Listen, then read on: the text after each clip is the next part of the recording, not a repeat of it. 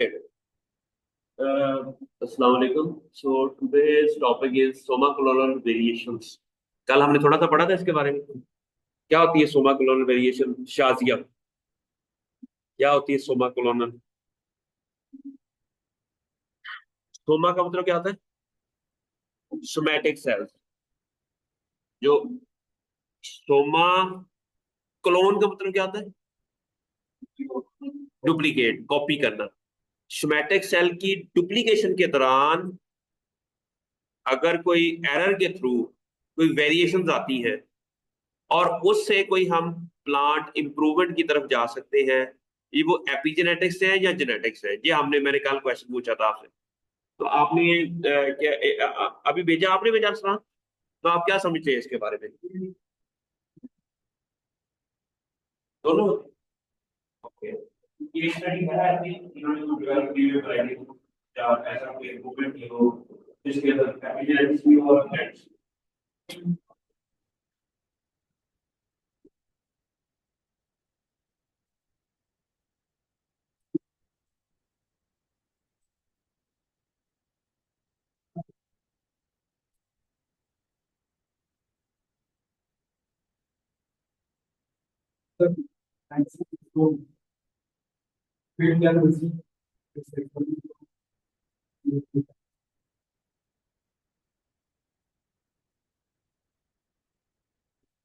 तो सोमा कलोरल वेरिएशन होगी, मैं थोड़ा सा इसके बारे में हम पढ़ते हैं। इसका इंट्रोडक्शन है, ओवरव्यू है, व्हाई काज एप्लीकेशंस हैं, ये स्टडीज है। जी जी।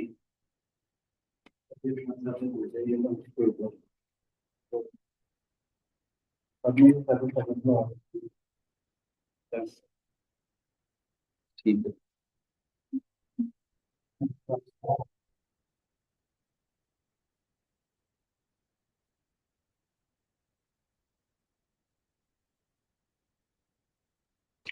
ओके।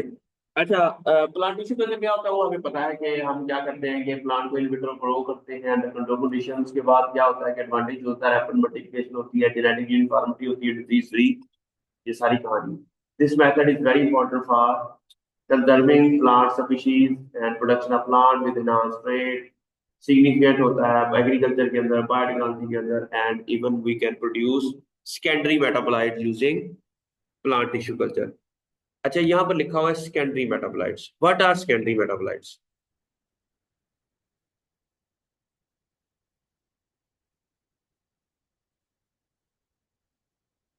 मेटाबोलाइट्स किसे कहते हैं? मेटाबॉलिज्म किसे कहते हैं?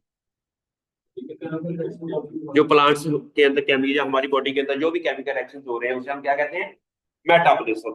जब मेटाबॉलिज्म होता है तो उसके दौरान तोड़ फोड़ के अमल को हम कहते हैं, उर्दू में ऐसे कहते होते हैं जब हम बचपन में थे, तोड़ फोड़ के अमल को मेटाबॉलिज्म कहते हैं। इसका मतलब है कुछ केमिकल्स टूट रहे होते हैं और कुछ केमिकल्स बन रहे होते हैं। अच्छा, अब तोड़ फोड़ के अमल को हम कहते हैं मेटाबॉलिज्म।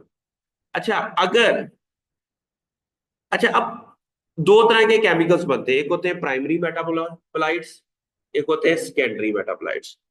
अच्छा, प्राइमरी मेटाबोलाइट्स क्या होते हैं? आपने पढ़ा होगा, कभी कोई बायोकेमिस्ट्री का कोर्स पढ़ा है? ठीक है, उसके अंदर आपने पढ़ा होगा कि ह्यूमन बॉडी के अंदर, प्लांट बॉडी के अंदर, बैक्टीरिया के अंदर कुछ केमिकल्स हैं जो सबके अंदर होते हैं।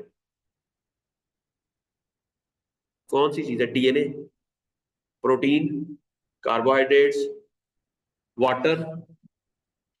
वाटर भी है, फैट्स भी है, लिपिड्स भी है। ये वो केमिकल्स हैं जो सबके अंदर होते हैं। ठीक है। कुछ ऐसे केमिकल्स हैं जो सबके अंदर नहीं होते, उसे सेकेंडरी मेटाबोलाइट्स कहते हैं। उसे क्या कहते हैं? प्राइमरी मेटाबोलाइट्स वो होते हैं जो सब में होते हैं, जिस तरह डीएनए है, आरएनए है, प्रोटीन है, वाटर है, कार्बोहाइड्रेट्स हैं, लिपिड्स हैं, फैट्स हैं। मुझे लगता है यही इसकी टाइप्स है सारी ना, प्रोटीन्स हैं। ठीक है। लेकिन जो अब सेकेंडरी मेटाबोलाइट्स से बनते कैसे हैं, क्वेश्चन ये है। ये दो प्राइमरी मेटाबोलाइट्स के रिएक्शन से बनते हैं।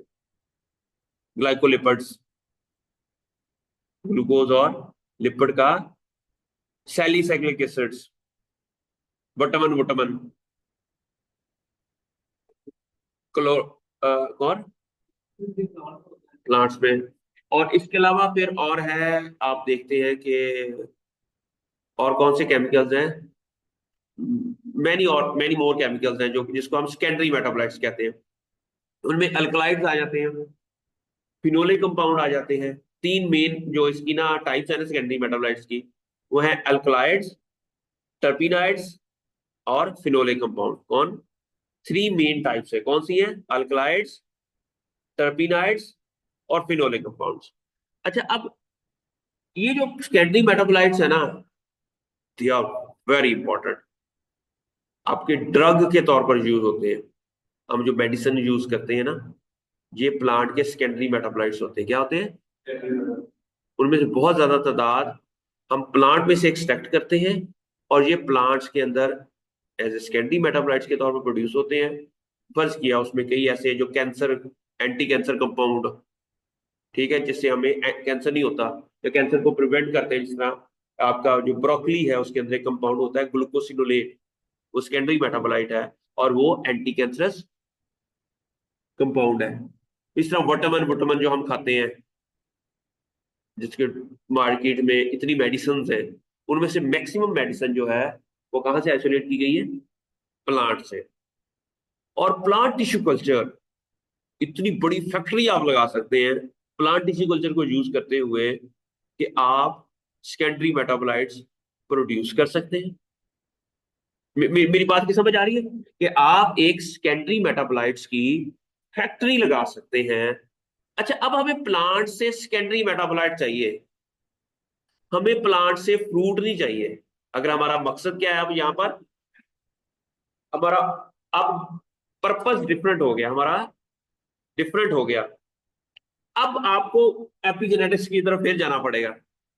अब आप देखिए कौन सा ऐसा इन्वायरमेंटल फैक्टर होगा तो वो स्पेसिफिक सेकेंडरी मेटाबोलाइट बनेगा।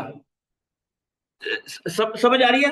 हमने देखना है कि विटामिन सी, अब विटामिन सी कैसे बनता है, हम उसका पूरा पाथवे देखेंगे।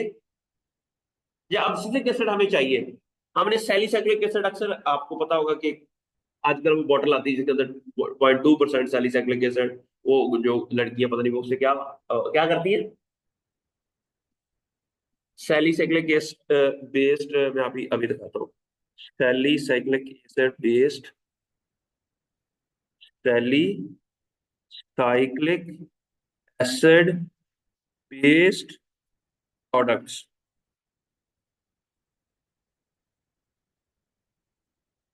ये देखो कितने आ गए हैं। ये देखो soda, oil free, acne wash, face wash है ना, इसके अंदर क्या है? ठीक है, इसमें ये सारे के सारे सैलिसाइक्लिक, अब सैलिसाइक्लिक एसिड कहाँ बनता है? प्लांट्स के अंदर, और ये एक सेकेंडरी मेटाबोलाइट है। ये क्या है? समझ आई ना? अब सैलिसाइक्लिक एसिड, मैंने क्या कहा था कि सैली, ये जो एसिड है ना सारे के सारे, ये थोड़ी जिस तरह अभी हम 2,4-D की बात कर रहे थे ऑफिस में, अब 2,4-D क्या है? एक प्लांट ग्रोथ रेगुलेटर है। अगर थोड़ी तादाद में पौधे को देंगे तो ग्रोथ करेगा, ज्यादा तादाद में देंगे तो एज ए वीडीसाइड है। सैलिसाइक्लिक एसिड प्लांट के अंदर प्रोड्यूस होगा ना, तो ये एज ए एंटी बैक्टीरियल है, एंटी फंगल है। आप भी जब प्लांट अपने मुंह के ऊपर लगाते हो ना, तो एंटी, ये फंगस को किल कर देता है, बैक्टीरिया को किल करता है। समझ आ गई? और ये क्या है? हाँ, वो स्पॉट्स जो आपकी उनको ये खत्म कर देता है।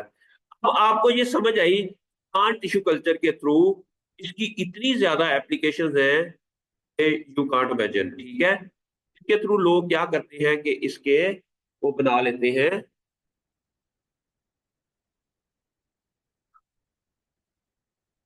अच्छा, अब सेकेंडरी मेटाबोलाइट की समझ आ गई, सेकेंडरी मेटाबोलाइट्स क्या होते हैं? अच्छा, उसके लिए हमें सोमा कोलोनल वेरिएशन चाहिए। हमने अब एपिजेनेटिक्स तो समझ आ गई क्या है, हमें एपिजेनेटिक्स भी सीखनी है। क्या होती है एपिजेनेटिक्स? एपिजेनेटिक्स के दौरान क्या होता है? Changes in gene expression without altering DNA sequence.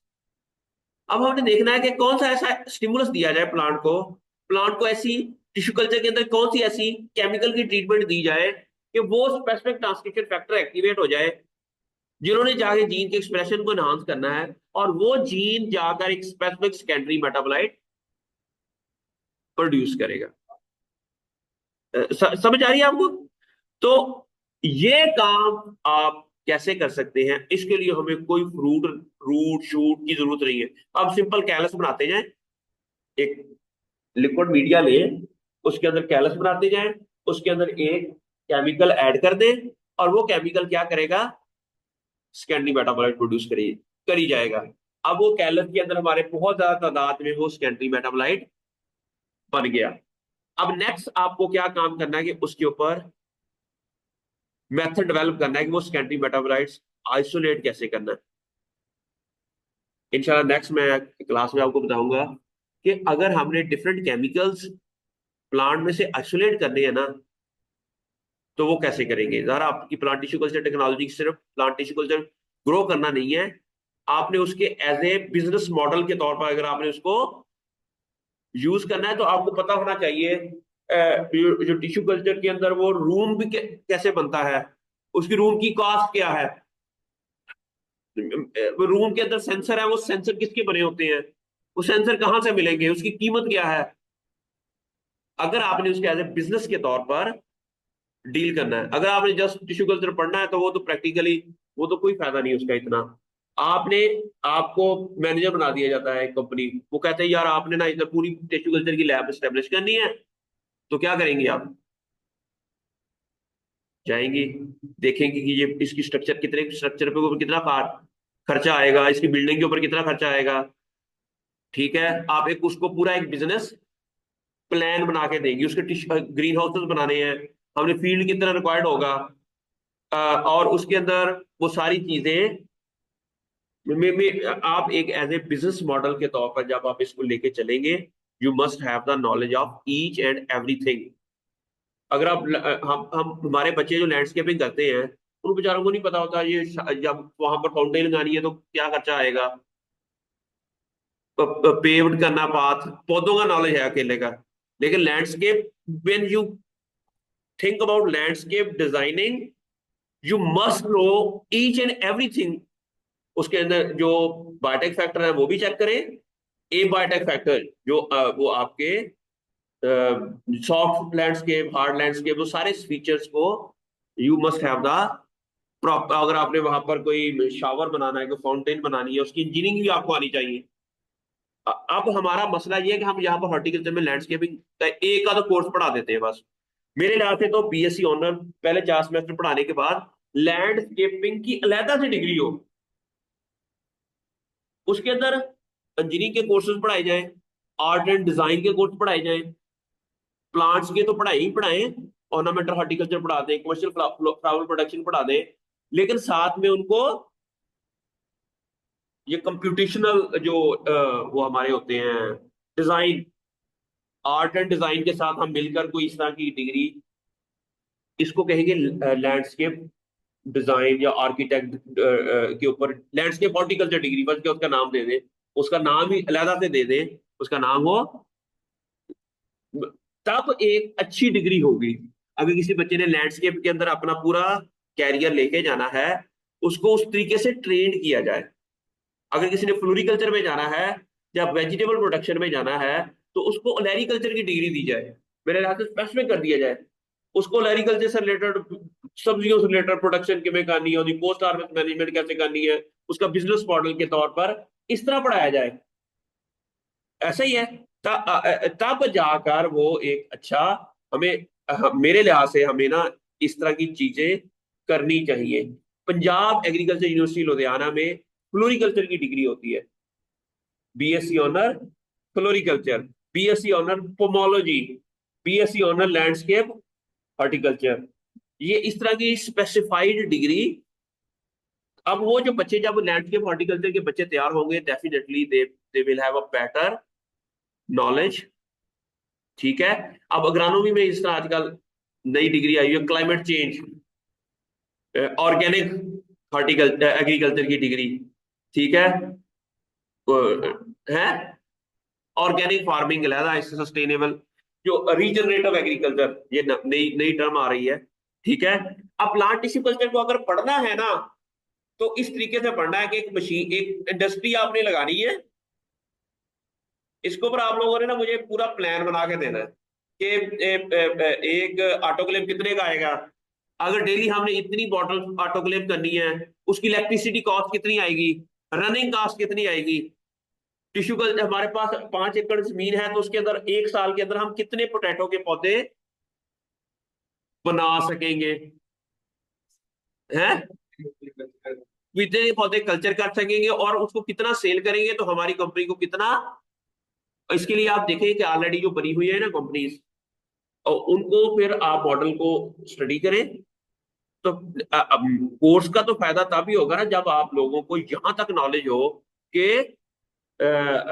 वो सारा काम करना कैसे है। समझ आ रही है हम लोगों को। तो इसीलिए अकेला हाँ, भी अकेला थ्योरेटिकली पढ़ लिया ठीक है, लेकिन आपको एक्चुअली नॉलेज ऐसा होना चाहिए कि you can have your own business model. ठीक है।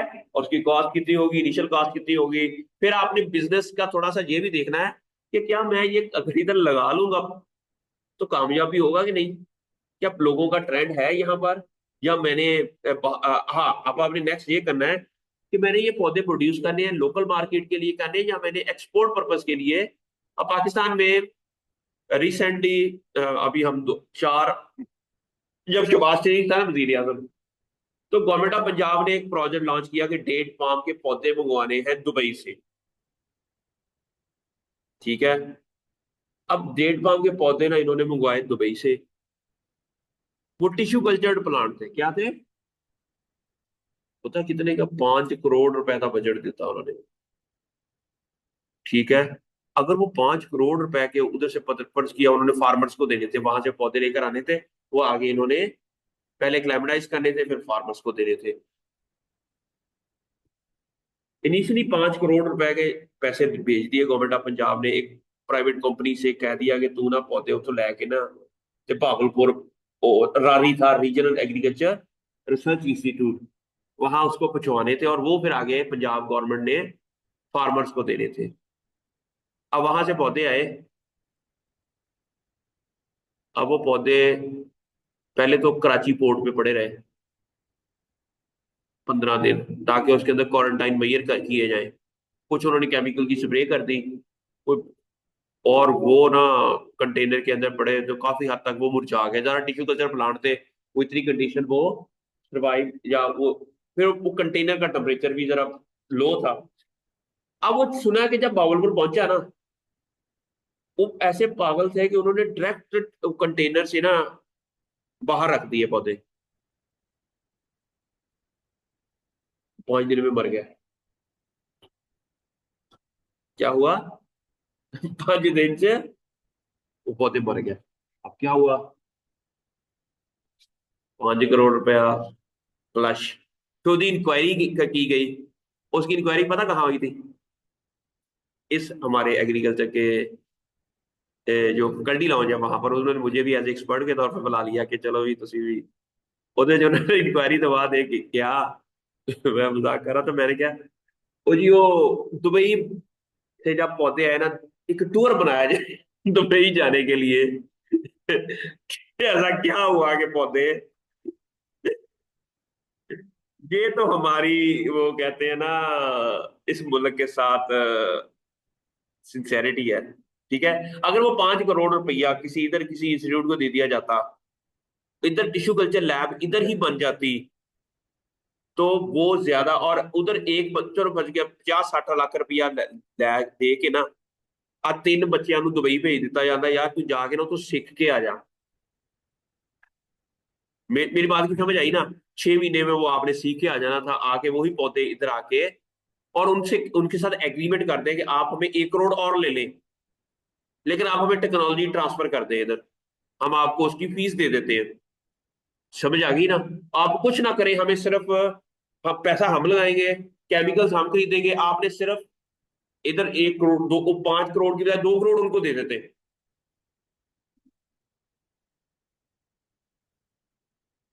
कोशिश भी नहीं करते। मेरी बात को समझिए, एक तरीका था जिसके थ्रू वो बहावलपुर में चाहे बन जाता, वो एक टिश्यू कल्चर लैब बन जाती, मुल्तान में बन जाती, फैसलाबाद में बन जाती, लाहौर में बन जाती, कहीं एक अच्छी स्टेट ऑफ द आर्ट वो एक बिल्डिंग बन जाती, जहां से पौधे जितनी मर्जी प्रोड्यूस करी जाओ। ठीक है। और सुना था कि इनका 25 करोड़ रुपए का बजट था, कमीशन। ठीक है। अब वो टिश्यू कल्चर लैब नहीं बना के देनी इधर, इससे कमीशन नहीं मिलना, क्या नहीं मिलना। ये वो हर्डल्स हैं, ये वो प्रॉब्लम्स हैं जो पाकिस्तान के अंदर ये प्रॉब्लम्स हैं, और उसकी वजह से पाकिस्तान आगे प्रोग्रेस। अब वो डेट पाम की सुना कोई अच्छी वैरायटीज थी जो इंडिया, जो दुबई की एक किसी इंस्टीट्यूट ने ज़ारा टिश्यू कल्चर पे वो काम कर रहे थे, उन्होंने कुछ डेवलप की है। तो वो इस तरह करके अब है कि अब ये सारा काम हो कैसे सकता है, अब आपको समझ आ गई प्रैक्टिकली। आपने कोई भी चीज को कोर्स पढ़ना है ना, आपने उसके ना प्रैक्टिकल एस्पेक्ट भी देखने हैं। चाहे प्लांट पैथोलॉजी का कोर्स पढ़ना है, आपने एग्रोनॉमी का कोर्स पढ़ना है, यू मस्ट नो कि इसकी एंटरप्रेन्योरशिप कैसे हो सकती है, इस टॉपिक के ऊपर हम अपना बिजनेस कैसे स्टेब्लिश कर सकते हैं, उसकी कॉस्ट कितनी आएगी, उसकी इनिशियल कॉस्ट क्या होगी, फिर हमारा कितना पूरा साल का रनिंग कॉस्ट क्या होगी, हमारा टोटल हम कितनी अर्निंग करेंगे। तो ये सारी कहानी आप लोगों को you must have in your mind. ये रट्टा तो हम लगा सकते हैं, नॉलेज इज देयर। मैंने कहा ना जो आई का दौर है, आपने इंटरनेट पे लिखना है ना एआई में व्हाट इज मोनोक्लोनल वेरिएशन, आपको बता देगा। व्हाई इट्स इंपॉर्टेंट, उसका आंसर भी दे देगा व्हाई। समझ आ रही है आपको। लेकिन आजकल स्किल की जरूरत है, स्किल, उसको चीजों को प्रैक्टिकली उसको चीजों को कर, वो स्किल जितनी ज्यादा डेवलप कर लेंगे उतना ज्यादा अच्छा है। अब है सोमाक्लोनल वेरिएशंस क्या होती है, is the refer to the genetic alteration observed in plant regenerated through tissue culture. ठीक है, समझ आ गई। अच्छा, this phenomena is significant as it can lead to new feature in plant such as enhance disease resistance और improve growth characteristics, इससे हम आ सकते हैं। Understanding soma colonization is crucial in using tissue culture effectively for plant breeding and genetic engineering. It serves as both as a benefits and challenges due to the unpredictability of the genes. Challenge, अच्छा इसका challenge क्या है। फर्ज किया हमने कोई gene transfer करना है पौधे के अंदर, हमने क्या करना है, एक पौधा है, एक बैक्टीरिया, उसके अंदर एक जीन है क्राइवनेसी। वो क्या करता है कि इंसेक्ट को जाकर पैरालाइज कर देता है, जिससे इंसेक्ट डेड हो जाता है। अब हम चाहते हैं कि वो बैक्टीरिया में से वो जीन आइसोलेट किया जाए और उसको कॉटन के अंदर ट्रांसफर कर दिया जाए। वो कॉटन जो है वो हाई यील्डिंग वैरायटी है। कॉटन क्या है, हाई यील्डिंग वैरायटी है, लेकिन एक ही प्रॉब्लम है कि उसके ऊपर ना इंसेक्ट का बड़ा अटैक होता है, या कोई वॉल वॉर्म जो भी है, कोई लश्करी सुंडी का बड़ा अटैक होता है।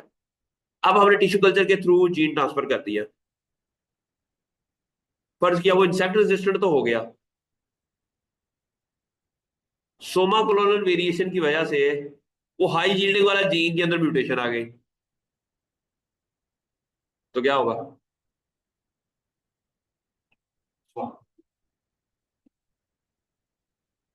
Challenges है, तीसरा होगा, आपको पता होना चाहिए what would be the challenges you can face during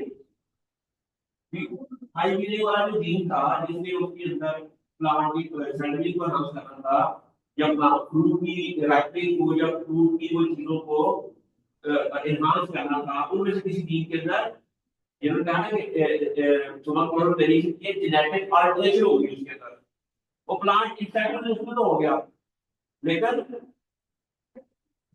production कम हो गई, तो ये करना चैलेंज आ गया। ठीक है। तो आप जब एक काम कर रहे होते हैं तो you need to know what is this and why, भी ये चीजें कैसे चलती हैं, you need to understand that. समझ आ गई आपको। ठीक है। तो हर चीज काम करने के ना आपने कुछ फायदे भी होते हैं, कुछ नुकसान भी होते हैं। इसको कहते हैं इन्वायरमेंटल इम्पैक्ट असेसमेंट। इसको क्या कहते हैं, किसी भी काम करने की इम्पैक्ट क्या है और उससे असेसमेंट करते हैं। समझ आ रही है आपको। तो उसके लिए आपको ये चीजें जो है ना करनी है, आपको अंडरस्टैंड करनी है, और फिर इसके ऊपर काम करेंगे। हो गया। अब काजेज ऑफ वेरिएशन क्या है, उन्होंने कहा है कि एपिजेनेटिक्स भी हो सकती है, जेनेटिक्स भी हो सकती है। ठीक है। एपिजेनेटिक्स क्या होता है कि उसके डीएनए की मिथाइलेशन और हिस्टोन मॉडिफिकेशन हो जाए, can alter the gene expression without changes the DNA sequence affecting plant phenotype. ये कहानी मैंने बताई थी विद ये सोमा क्लोनल वेरिएशन के अंदर both things can happen, epigenetics and genetics. बिला से आपको इससे ज्यादा अब समझ आई आ रही होगी what is epigenetics and why it is important, what is genetics and why it is important in plant tissue culture. That's why I मैंने आप लोगों को एक पूरा लेक्चर दिया था एपिजेनेटिक्स के ऊपर। ये चीजें अगर आपको समझ आ गई तो आप इसकी बेसिक्स और वो चीजों को समझ सकते हैं। समझ आ रही है आपको बच्चों? ठीक है। अब जेनेटिक्स क्या हो गई, genetic mutation can arise due to error in DNA replication. वही कल मैंने कहा था कि फर्ज किया हमने, बहुत ज्यादा सेल डिवीजन हो रही होती है, 10,000 सेल डिवीजन का मतलब के दौरान क्या होता है कि डीएनए की कॉपीज बन रही होती है, डीएनए डुप्लीकेट हो रहा होता है। जब डुप्लीकेट के दौरान 15,000 जब 20,000 न्यूक्लियोटाइड के बाद एक चेंज आ गया, और वो चेंज ऐसा था, वो बड़ा खतरनाक चेंज हो गया। फर्ज किया वो चेंज ऐसा जिससे उसने विटामिन सी कंटेंट को वाला जीन था, ठीक है, या उसकी ग्रोथ रिलेटेड कोई जीन्स था, या उसके अंदर अब जीन आपको पता है कि अलील क्या होते हैं? Alternate alternate form of gene. अगर बड़ा आर है तो छोटा आर, ये दोनों एक दूसरे के लिए अलील है। पर क्या एक इस आर की सीक्वेंस है ये, ठीक है।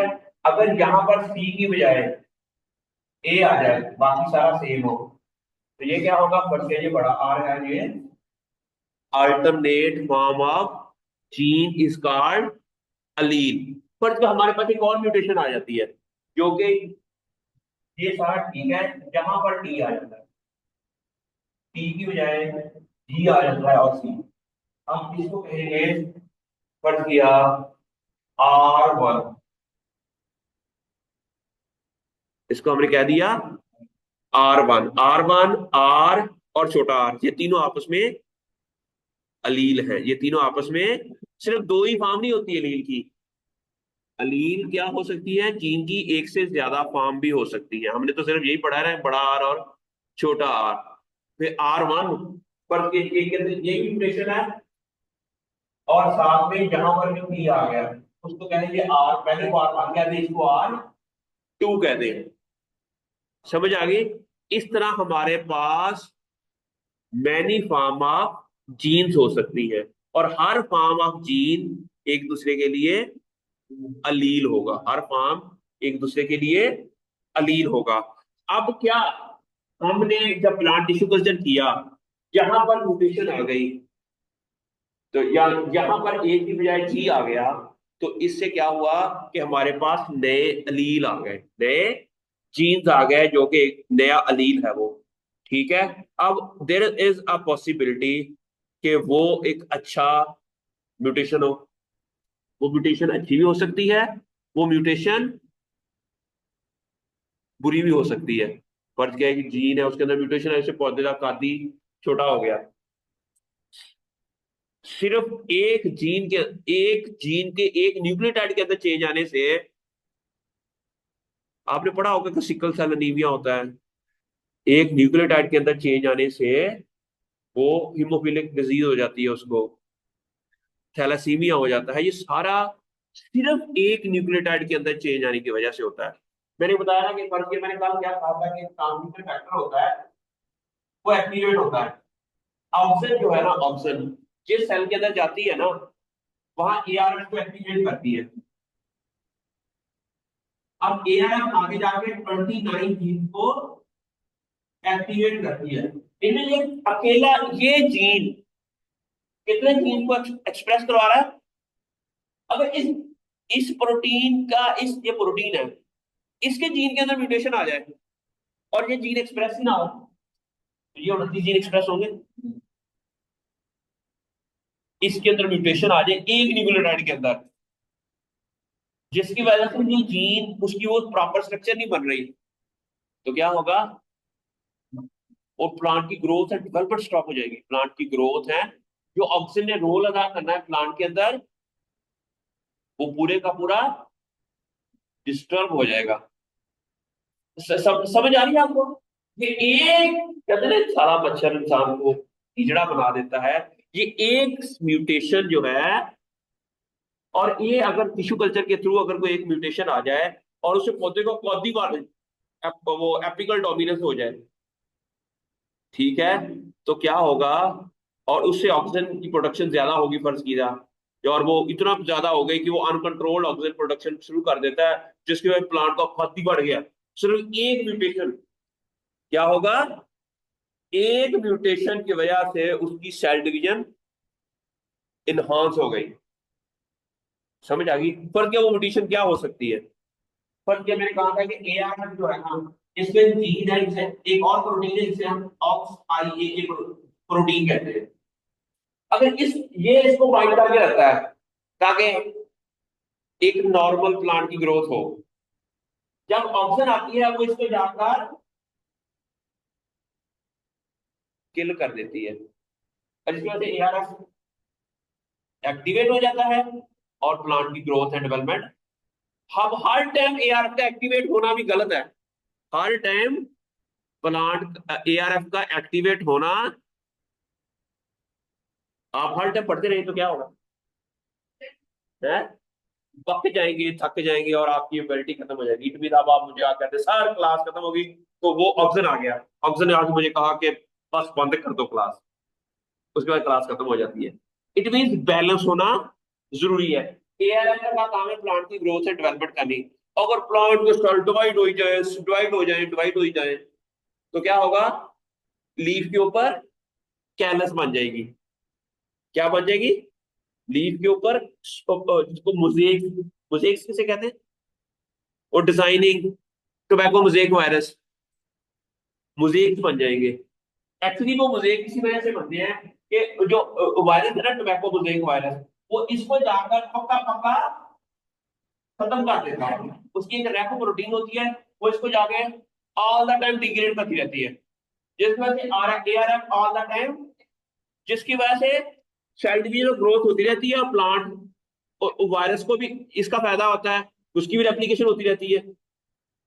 अब नॉर्मल ग्रोथ हो जाती है और जिसकी वजह से मोजेक्स बन जाते हैं, जिसकी वजह से ये अंदर की कहानी है। टोबैको मोजेक वायरस को टोबैको मोजेक वायरस क्यों कहते हैं? उसकी रेप प्रोटीन है, वो ऑक्सीजन की सिग्नलिंग मैकेनिज्म को जाकर डिस्टर्ब कर देता है। अब ऑक्सीजन हो या ना हो, एआरएम एक्टिव रहेगी। ऑक्सीजन हो या ना हो, ARM will remain active and all the time plant की ग्रोथ एंड डेवलपमेंट। अगर इस तरह की कोई म्यूटेशन आ जाए तो डेफिनेटली हम जो प्लांट के अंदर ना, जब प्लांट टिश्यू कल्चर हम करते हैं ना, तो उसके अंदर डिफरेंट तरह की आपको फिनोटाइप कैलस की नजर आती है। तो जैसे एम्ब्रियो नहीं बन रहा होता, या कोई चीज के अंदर म्यूटेशन आ जाती है, कोई ऐसी चीजें आ जाती हैं। ये चीजें आप जब डेली ऑब्जर्व करते हो ना, आपको मजा आता है कि ऐसे यार अगर फिर आपके पास अच्छी फैसिलिटी है, लैब भी अच्छी है, जीन एक्सप्रेशन लेवल भी आप उसका चेक कर सकते हैं। आप इधर से मशीन के अंदर डाला और सारा हमें फिनोटाइपिक एनालिसिस भी करके दे दिया उसने, उसके जीनोटाइपिक एनालिसिस भी करके दे दिया, फिर आपने उसका कंपैरेटिव एनालिसिस करके ये मालूम कर लिया कि ये कैलस की फिनोटाइप क्यों आई है। तो दैट्स ग्रेट कि हमें बहुत ज्यादा चीजों का नॉलेज मिल जाता है। ये अगर आपके पास, आप देखो ना, गोरों के पास बहुत कॉन्फिडेंस क्यों होते हैं, उनके पास इतना नॉलेज, नॉलेज से ज्यादा वो प्रैक्टिकली करने से। मैं 6 साल जरी यूनिवर्सिटी में पढ़ता रहा, हॉर्टिकल्चर पढ़ी नहीं, प्रैक्टिकली किया ही नहीं। निपजी में 6 महीने में वो चीजें सीख ली, ये प्रैक्टिकली। अब वहां पर बीएससी के बच्चे क्लासें कम अटेंड करते हैं, प्रैक्टिकल, जब आप प्रैक्टिकली कर लेते हो ना चीजों का, ऐसे समझ आ जाती है चीजों की। फातिमा इन्होंने करवाना हो प्रैक्टिकल, ठीक है, आपके ऊपर डिपेंड करता है कि आपने आप इनको कैसे लेके जाना है। मैं चाहता हूँ कि बच्चों को ना, चाहे कोई रिजल्ट ना आए, at least you go through that process. आप जब करोगे ना, आपको कुछ चीजें सीखने को मिलेगी। ठीक है, तो चाहे ईद के बाद शुरू कर लें, लेकिन ईद के बाद आप लोगों ने काम करना है, ठीक है। उसको प्रैक्टिकली करना है, चीजें हमने केमिकल्स हैं, वे केमिकल जाया नहीं होंगे। अगर केमिकल जाया भी हो गए, इट मीन वो जाया नहीं होंगे। क्यों? आप लर्निंग करेंगे। उन्हें रिजवान कहता था कि हम ज्यादा हारेंगे या जीतेंगे जहां हम लर्न करेंगे, ठीक है। तो इट मीन ये केमिकल जाया हो नहीं हो रहे, ये आप केमिकल से यू आर लर्निंग समथिंग, ठीक है। तो ये चीजें हैं जो आप लोगों ने अब खुद ही मिलके आपस में कोऑर्डिनेट करके, जहां मेरी आपने मुझे बताना है कि हेल्प होगी, जरूरत होगी, I am here to guide you guys. Okay, अब ये देखना, ड्रग डिस्कवरी, वही कहानी जो मैंने आ गई। Plant with somaclonal variation source for noble compounds, जिससे हम क्या कर सकते हैं, enabling the discovery and synthesis of new pharmaceutical with potential और पूरी एक नई फार्मास्यूटिकल इंडस्ट्री लगा सकते हो, और उसके अंदर प्लांट टिश्यू कल्चर के थ्रू हम। अच्छा, अब आप ये बताएं कि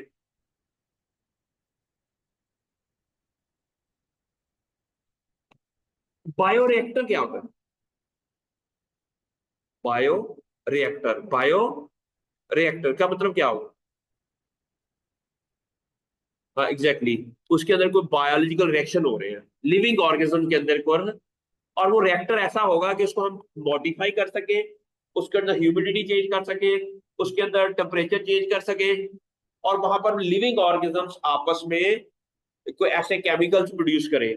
हम प्लांट टिश्यू कल्चर को भी बायोरिएक्ट को भी एक ऐसा बायोरिएक्टर बनाए जिसको टेम्परेचर और वो घूम भी रहा हो, और हमें उसको एक ऐसी इन्वायरमेंट दे दे जिसके अंदर एपिजेनेटिक्स की वजह से ये ड्रग, ठीक है। अब उसकी एफिशिएंसी क्या होगी? अब एफिशिएंसी किसे कहते हैं?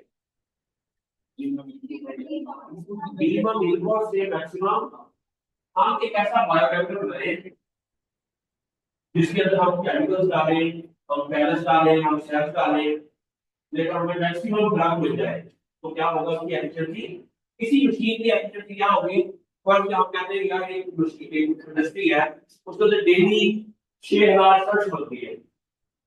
एक दूसरी इंडस्ट्री है सेम लेवल के ऊपर है, लेकिन वो 3000 बनाती है, उसकी एफिशिएंसी उसकी कम, उसकी ज्यादा।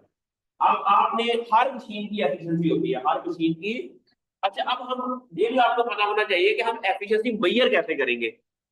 एफिशिएंसी फार्मूला क्या होगा? प्लांट टिश्यू कल्चर है या कोई बायोरिएक्टर है। अच्छा, उस एफिशिएंसी के अंदर क्या क्या चीजें आएंगी? उसकी बिजली की कॉस्ट भी आएगी, ऐसे ही होगा ना, कि हम उसको कैसे मिनिमम हम एनर्जी के थ्रू हम मैक्सिमम आउटपुट ले सके, ठीक है। आपको सिर्फ प्लांट टिश्यू कल्चर के अंदर, ये एक्चुअली प्लांट टिश्यू कल्चर एक वो मोर प्लांट इंजीनियरिंग वर्क है ज्यादा, ऐसा ही है। इसके अंदर ज्यादातर सारा इंजीनियरिंग के सारे डिजाइन है। तो आपको इंजीनियरिंग भी आनी चाहिए अगर आपने प्लांट टिश्यू कल्चर जान, आपको आपको इलेक्ट्रिकल इंजीनियरिंग भी, सिविल इंजीनियर भी होगा। आपने इसके अंदर वो भी ऐड बनानी है, एक लैब भी बनानी है। फिर आपने इसके अंदर और कौन सा है, मैकेनिकल इंजीनियर। मैकेनिकल इंजीनियर क्या करता है? मैकेनिक्स। अगर फॉर वो बायोरिएक्टर है, वो मूव कर रहा है, उसकी एफिशिएंसी, उसके अंदर केमिकल्स आगे पीछे ऐसे ऐसे, उसकी रेवोल्यूशन पर मिनट, वो भी सारी। इट मींस दैट अगर आपने हमें एक स्पेसिफाइड डिग्री स्टार्ट कर दी है जिसका नाम हो प्लांट टिश्यू कल्चर, तो you need to have lot of knowledge about everything. उसके अंदर जो चीजें हैं, काइनेटिक्स का भी पता होना चाहिए। काइनेटिक्स क्या होती है? अबिलिटी। वो काइनेटिक एनर्जी क्या होती है? ये डिफरेंट फॉर्म्स ऑफ एनर्जी एक दूसरे के साथ कैसे कन्वर्ट करते हैं, थर्मोडायनामिक्स, ये वो। आप इसको कहते हैं ये बायोटेक्नोलॉजी। ये क्या है? इसको बायोटेक्नोलॉजी कहते हैं। इसको क्या कहते हैं? इसके अंदर हम टेक्नोलॉजी और बायोलॉजी को इकट्ठा करके टिश्यू कल्चर एक्चुअली इसलिए कहा जाता है कि इसका ब्रांच ऑफ बायोटेक्नोलॉजी। इसके अंदर टेक्नोलॉजी भी है और बायोलॉजी भी है, ठीक है। आजकल पूरी दुनिया में क्यों 21वीं सेंचुरी को बायोटेक्नोलॉजी की सेंचुरी कहा जाता है? कि क्योंकि आजकल जितनी भी इनोवेशन आ रही है उसके अंदर जब तक आप उसको इस लेवल के ऊपर नहीं लेके जाओगे तो यू कैन नॉट प्रोग्रेस। समझ आ रही है आपको? अब इसके अलावा इसकी ग्राफ इंप्रूवमेंट के अंदर बड़ी एप्लीकेशंस है सोमा कोलोनल वेरिएशंस की, के use to develop a plant varieties with improved traits including disease resistance, ये ऑलरेडी पढ़ लिया। फिर मेथड्स क्या है प्लांट टिश्यू कल्चर के अंदर, वो तो हमें पता है कि माइक्रो प्रोपेगेशन क्या क्या क्या होती है, what is micro propagation. Large scale के ऊपर प्लांट टिश्यू कल्चर को यूज करना, उसे हम कहते हैं कमर्शियल पर्पस के लिए, उसे हम कहते हैं माइक्रो प्रोपेगेशन। कैलस कल्चर क्या होता है कि मास सेल, ये हमने इसके लिए ऑर्गेनोजेनेसिस के लिए या आपने सेकेलस के लिए बनना है। ऑर्गेनोजेनेसिस प्रोसेस है डिफरेंशिएट टू फॉर्म ऑर्गेन। जब हम ऑर्गेन बनाते हैं तो उसे हम ऑर्गेनोजेनेसिस कहते हैं। लेकिन ये सारी टेक्नोलॉजी, इससे हम बहुत अच्छी अच्छी प्रोडक्शन ले सकते हैं। आगे आगे के चैलेंजेस क्या है, सोमा कोलोनल वेरिएशन का प्रॉब्लम्स क्या है, unpredictable genetic changes pose challenges in achieving consistent plant characteristics and require extensive screening. अब screening क्या होता है?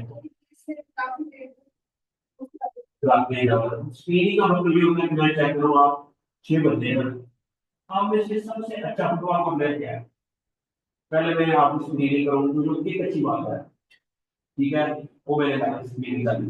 फिर मैंने कहा कि डॉन ज्यादा ऐसे करता है, उसके मुताबिक समझ के ये ज्यादा अच्छा हो, किक मारने में वो, फिर मैंने कहा गोल कीपर कौन अच्छा है। ये स्क्रीनिंग के डिफरेंट मेथड्स हैं, ठीक है। फिर देखा है कि इसके अंदर आप बिना फुल बैक में होता है, उसको किक मार कैसे अच्छे बहुत अच्छा मारता है और डिफेंस कौन मजबूत रहता है। ये फुटबॉल के लोगों की स्क्रीनिंग का इसी तरह आपने कैरेक्टर मांगी, डिफरेंट तरह की कैरेक्टर बनी, आप उसको ना अपने स्क्रीन पे डिफरेंट पैरामीटर आप मिलता है एक फैक्टर होंगे। अब आप कौन से ऐसे पैरामीटर्स रखेंगे जिसके बेस के ऊपर उस कैलस की स्क्रीनिंग करेंगे, या उससे जो प्लांट रीजनरेट हो रहा है या उसके अंदर कोई केमिकल्स प्रोड्यूस हो रहे हैं उसका हम एनालिसिस करेंगे, ऐसा ही है बच्चे। और उसके ऊपर कुछ स्टैट लगाएंगे, उस डाटा के ऊपर। इट मींस आपको स्टैट भी आनी चाहिए, इट मींस दैट आपको स्टैटिस्टिकल एनालिसिस भी आना चाहिए। समझ आ रही है बच्चों। तब इसलिए आप लोगों को स्टैट भी पढ़ाई जाती है। इवन एग्रीकल्चर डाटा के अंदर आपको स्टैट पढ़ाना मेरे लिहाज से सबसे ज्यादा, आप लोगों को अगर कुछ साइंस आनी चाहिए ना, वो स्टैट आनी चाहिए। अगर आपने एक अच्छे रिसर्चर, एक अच्छे बिजनेसमैन, एक अच्छे इवन जॉब वाले भी बनना है ना, तो आपको स्टैट फिंगर टिप्स में आनी चाहिए। आपको रिग्रेशन का पता होना चाहिए, आपको नोवा का पता होना चाहिए, आपको टी टेस्ट का पता होना चाहिए, काई स्क्वायर टेस्ट क्या आता है, क्यों करते हैं, ये सारे मॉडलिंग के जो टेस्ट है ना, चाहे, ठीक है, ठीक है। कंटेमिनेशन इश्यूज हो सकते हैं, क्या हो सकते हैं, कंटेमिनेशन, वो तो मैंने पहले बता दिया कि कंटेमिनेशन भी हो सकती है माइक्रो ऑर्गेनिज्म की वजह से। वो एक बड़ा चैलेंज है प्लांट टिश्यू कल्चर अंदर। Section overview, this section divides in the detailed case study highlighting the real world application of somatic clonal variation, demonstrating the impact on crop improvement and drug discovery। ये study क्या है कि enhance variety where Sumac significantly improve crop yield and pest resistance, demonstrated particle benefits हैं इसके।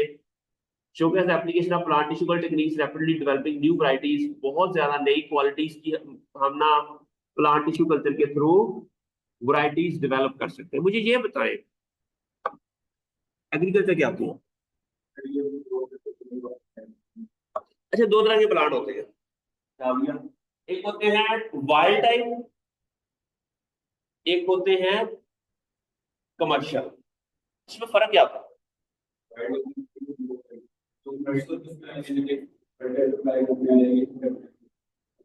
वो खुद ब खुद ग्रो करते हैं। अच्छा, लेकिन जो कमर्शियल वैरायटीज होती है उनको हमने इम्प्रूव भी किया होता है। वाइल्ड उसके जो रहता है, अब टोमेटो है ना, उसका जो वाइल्ड रिलेटिव है ना, उसका फ्रूट का साइज इतना छोटा सा होता है। लेकिन जो कमर्शियल टोमेटो वैरायटीज हैं, अच्छा, अब वाइल्ड में ज्यादातर वो इन्वायरमेंटली साउंड होते हैं। व्हाट डज इट मीन, वो सरवाइव कर सकते हैं, वो पार्टिक एंड एपार्टिक टॉलरेंस होती है उनके, वो रेजिस्टेंट होते हैं। इट मीन उनके अंदर रेजिस्टेंट जीन्स होते हैं, उनके अंदर रेजिस्टेंट जीन्स होते हैं। अगर आपने किसी क्रॉप के अंदर कोई बीमारी आ गई ना, पर के सोयाबीन के अंदर कोई बीमारी आ गई, अब हम देखेंगे कि अब इसका इलाज कैसे ढूंढा जाए। तो हम देखेंगे कि सोयाबीन सबसे पहले इसका ओरिजिन कहाँ हुआ था, उस इलाके में जाएंगे हम, वहां उसके वाइल्ड रिलेटिव ढूंढेंगे। क्या ढूंढेंगे?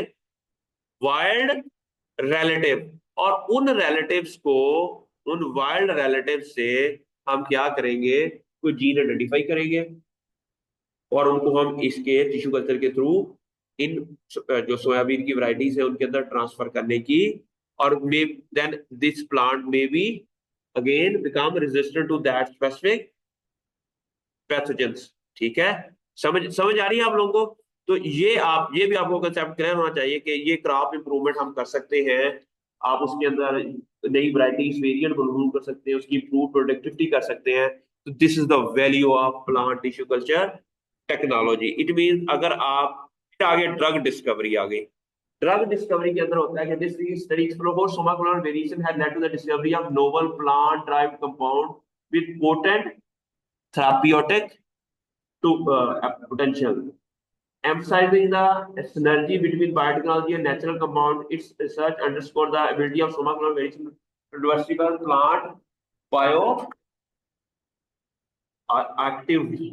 It reveals that the impact of plant discourses in isolating compound that might otherwise remain unnoticed in conventional breeding.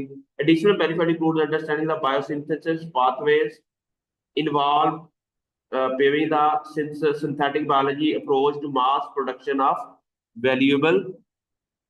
समझ आ गई कि इट मीन हम ना सिर्फ इसके अंदर हम कंपाउंड को प्रोड्यूस कर सकते हैं, इवन हम इंपॉर्टेंट प्लांट के जो मेटाबॉलिक पाथवेज है ना उनको भी डिस्कवर कर सकते हैं। आपको पता होगा ये कैल्विन साइकिल क्या होता है, क्रब साइकिल क्या होता है, इलेक्ट्रॉन ट्रांसपोर्ट चेन क्या होती है, पढ़ा हुआ इसके बारे में फातिमा? ये क्या होती है? अच्छा, ये कहाँ हुई सारी ये डिस्कवरीज हुई कहाँ? इनमें से मोस्ट ऑफ द डिस्कवरीज पता कहाँ हुई है? ऑक्सफोर्ड यूनिवर्सिटी और कैम्ब्रिज यूनिवर्सिटी के अंदर। उन्होंने कैसे डिस्कवर कर लिया, सोचा कभी? हमने ये पढ़ा है कि ये कैल्विन साइकिल होता है, कैसे पता चला कि ये कैल्विन साइकिल होता है? उन्हें प्रैक्टिकली इस तरह के जो टिश्यू कल्चर के या अदर देन कोई एक्सपेरिमेंटल म्यूटेशन आई, फिर देखा कि ये कंपाउंड नहीं प्रोड्यूस हो रहा, उन्होंने उसके मुताबिक लिंक कर दिया कि ये कंपाउंड जब प्रोड्यूस नहीं होता तो ये भी नहीं होता, इनमें ये इसको प्रोड्यूस कर रहा है। हम रट्टा लगा लेते हैं कि दिस इज फोटोसिंथेसिस बस। ये किसने और उस टाइम ऐसा क्या हुआ होगा कि उसने कैल्विन साइकिल डिस्कवर किया? ऐसी क्या मौत पड़ी थी उस बंदे को कि इतने मुश्किल साइकिल। और समझ आ रही है ना? तो जब आप इस तरीके से सोचोगे ना तो आप बड़े अजीम साइंटिस्ट बनोगे। तब आप भी सोचेंगे अच्छा यार वो बंदा ये इस तरह उसने सोचा, वाई नॉट मैं कुछ और तरीके ना कुछ डिफरेंट आउट ऑफ बॉक्स सोचा, मे बी वो। अब आरएनए आई, ये जो माइक्रो आरएनए में सुबह बता रहा था आप लोगों को, माइक्रो आरएनए की टेक्नोलॉजी डिस्कवर पता कैसे हुई? वो बंदा एक नया जीन, एक जीन की एक्सप्रेशन को हाई करना चाहता था।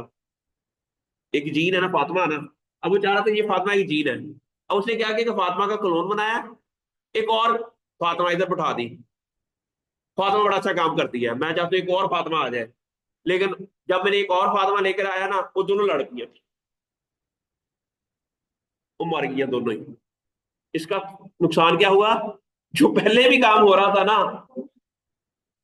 अब दिखा ये प्लूटोनियम में ऐसा हुआ है, वो वायलेट कलर का एक जीन था, वो वायलेट कलर दे रहा था। अब वो साइंटिस्ट को हॉर्टिकल्चरिस्ट था, उसने कहा कि यार इसके अंदर एक और जीन ऐड किया जाए, वायलेट डार्क वायलेट हो जाए।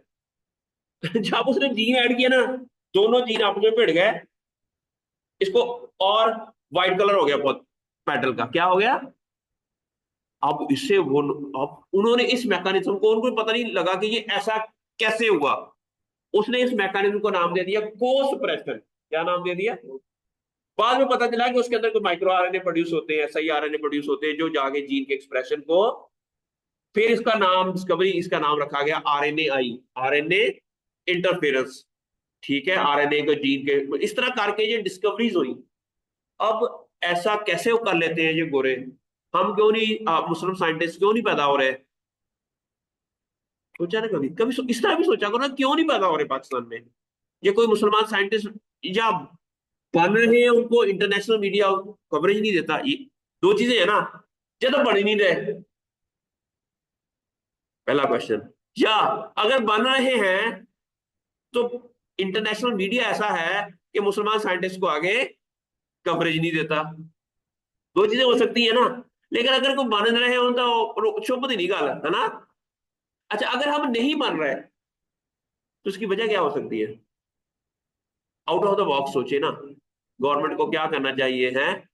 प्लेटफॉर्म नहीं मिल रहा, इसमें सारा गवर्नमेंट का कसूर है, हमारे हुक्मरानों का कसूर है कि हमें एटलीस्ट अगर एक शहर में 10 एकड़ के ग्राउंड हो तो अच्छे प्लेयर निकल आएंगे।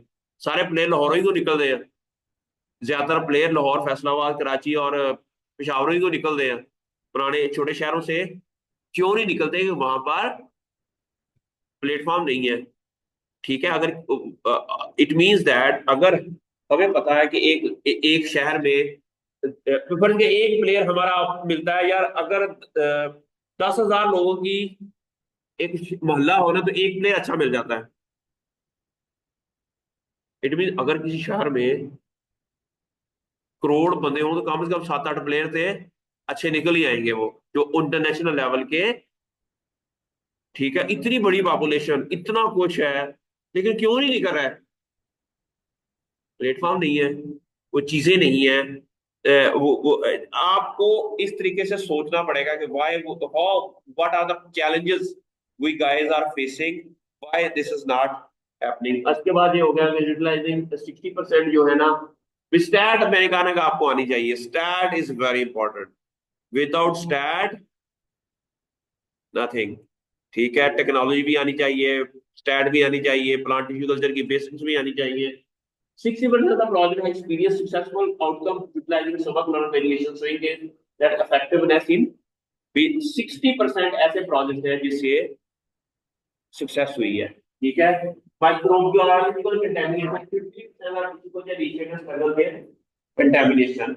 फिर आ गया अनप्रिडिक्टेबल रिजल्ट्स जो आए हैं वो 35% केसेस में, अभी तक जितनी भी रिसर्च हुई है उसके मुताबिक 25% केसेस में ऐसे रिजल्ट्स आए हैं सोमाक्लोनल वेरिएशन की वजह से, जिससे अनप्रिडिक्टेबल रिजल्ट्स आए हैं। तो अब एक्सप्लोर द फ्यूचर डायरेक्शन है। फ्यूचर डायरेक्शन क्या है? मर्जर ये है जेनेटिक कंपैरिजन टेबल है इसके अंदर।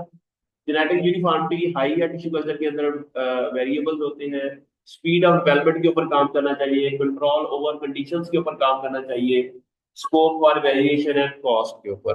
ठीक है, इसलिए मैं टाइमलाइन ऑफ द डेवलपमेंट है। अर्ली रिसर्च क्या है कि initial experiment with plant tissue culture begin with the foundation for future advancement in the field. ये 1950s में आया। फिर ब्रेक थ्रू का कोई सिग्निफिकेंट मतलब इंक्लूडिंग जेनेटिक इंजीनियरिंग जो है ये 1980s में आई।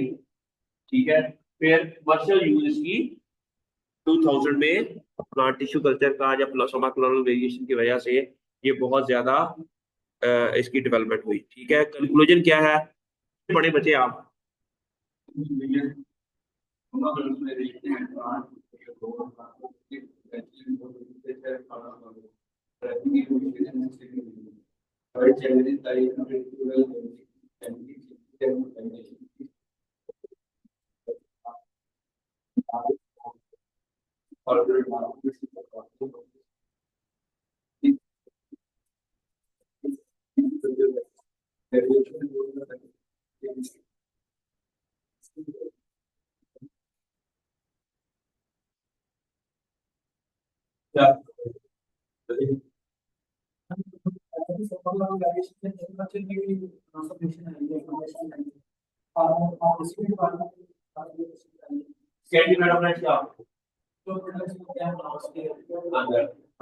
प्राइमरी मेटाबॉलाइट है, आप लोग ने क्या किया?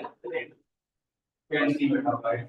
और सेकेंडरी मेटाबॉलाइट्स के ऊपर रिसर्च दुनिया में बहुत हो रही है, काफी नई से नई फार्मास्यूटिकल ड्रग्स बने, नई से नई मेडिसिन बने, नई से नई क्रीमें बने, नई से नई सूती के वो प्रोडक्ट्स बने, नए से नए जूसेस बने, नए से नए बटान बुटान इंग्लिश फूड बने। सारा ये चैलेंज है ना दुनिया के। क्या क्या लोग खूबसूरत नजर आए, खूबसूरत कैसे नजर आएंगे? इमेज ही हो, खाना अच्छा हो, बटन में बटन में शेप हो, ठीक है। ये सारा, इन सारे मसाइल का हल किसमें है? टिश्यू कल्चर में, ठीक है। तो लोगों की खूबसूरती का राज टिश्यू कल्चर के साथ। अब ये एक वो कह सकते हैं, समझ आ गई। ये कंक्लूजन है इसकी कि लोगों की खूबसूरती का राज टिश्यू कल्चर के साथ। ठीक हो गया जी।